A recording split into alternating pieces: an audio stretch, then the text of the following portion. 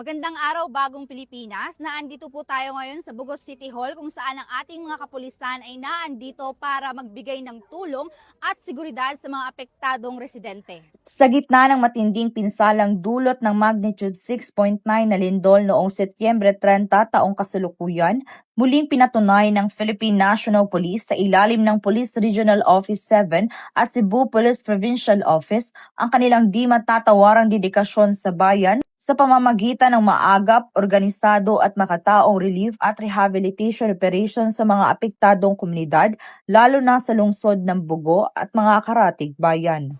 Last September 30, naigo ang Bugo sa 6.7 na earthquake. So, devastated yun ang pipila ka barangays. Daha tayo 33 ka patay, pipit mga 15 ka buildings nga dagpo ang nag-collapse. Then, immediately, nagresponde ang atong mga personnel sa Bugo. Then, paspas maning tabang ang mga augmentation forces gikan sa regional headquarters ug sa mobile forces. Pagkaugma dayon, daghan na kaayo ang support gikan sa mga NGOs o sa other law enforcement agencies. Nahuman na ang retrieval operations after more than 1 day nga search and rescue, then pagkakaroon rehabilitation na lang o pagtabang sa mga napiktahan. Sa pamumuno ni Police Colonel Abubakar Rodang Mangilan Jr., pinangunahan ng CPPO ang agarang pagresponde sa pangangailangan ng mga nasalanta.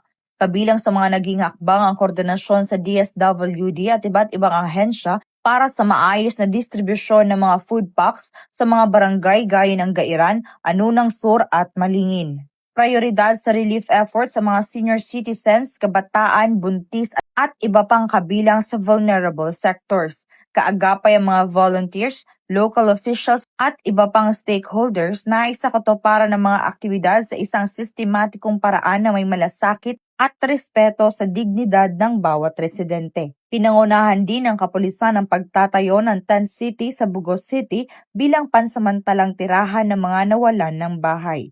Sa tulong ng PNP Maritime Group at Philippine Army, isinagawa ang mabilis na pagtatayo ng mga tulda, paglalatag ng sahig na may plywood, at pagsisiguro ng kaayusan at kaligtasan sa evacuation sites. Upang mapanatili ang maayos na daloy ng operasyon at transportasyon, isinagawa rin ang isang coordination meeting na pinangunahan ni Police Colonel Mangilan Jr. kasama ang Highway Patrol Group upang matugunan ang isyu ng trapiko sa Bugo at mga karatig lugar. Patuloy rin nagbibigay ng traffic advisories ang mga lokal na hipilan ng pulisya kabilang ang Sakatmon upang gabayan ang mga motorista at delivery vehicles. Bilang pagkilala sa patuloy na sakripisyo ng mga pulis sa gitna ng krisis, isinagawa ng CPPO ang isang wellness post noong Oktubre 3 taong kasalukuyan, isang hakbang na layuning tugunan ang mental at emosyonal na kalusugan ng mga tauhang walang patid sa serbisyo, alinsunod sa direktiba ni Police Brigadier General Maranan. Mula sa paglo-load at unload ng relief goods, pamamahala ng trapiko, pagtatayo ng pansamantalang tirahan, hanggang sa personal na pag-abot ng tulong, pinatunayan ng mga kapulisan ng Cebu na ang serbisyong pampubliko ay hindi lamang tungkulin kundi isang panata ng malasakit, katatagan at pag-asa. Mula dito sa Bugos City, ako ang inyong Police News Network Correspondent, Patrolwoman Judah Ticanor, alagad ng batas, tagataguyod ng Balitang Pulis.